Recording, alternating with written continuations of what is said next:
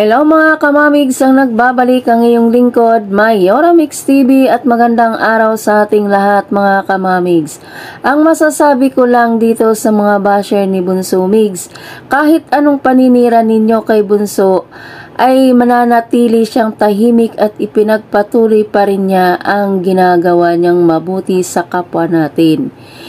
Hindi nga niya kayo pinapatulan mga niga na tao, pero sige pa rin patuloy ang banat, issue dito, issue doon. Mahiya naman po sana kayo dahil hindi naman po kayo pinapakialaman ni Bunso kung ano ang buhay ninyo. Hindi nga ninyo siya lubusang kilala. Maski siya hindi niya kayo kilala at hindi rin natin siya kilala. Hindi niya kayo pinapansin mga basher na walang ginagawa, kundi ang humusga ng humusga ng humusga na walang katapusang panghuhusga sa pagkatao niya. Ay mga kamamigs. At sa mga na nagtatanong naman na mga kamamigs natin at na nagmamahal kay Bunso, ay bakit daw di umano si Bunso ay bagsak ang katawan at ito ay namamayat.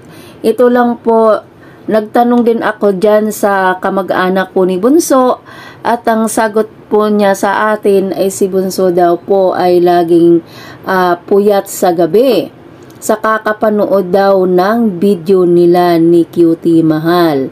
Kaya minsan po ay late na siya matulog, kaya ganon at bumabagsak na ang kanyang katawan. At hindi lang yan, at marami pa siyang iniisip at marami siyang ginagawa. Kaya kumbaga ay hindi pa siya totally talaga nakaka-move on.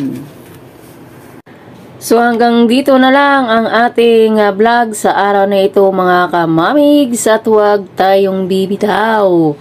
Kapit lang at patuloy natin suportahan ang ating si Bunso Migs. So happy weekend sa ating lahat and see you. God bless and bye-bye.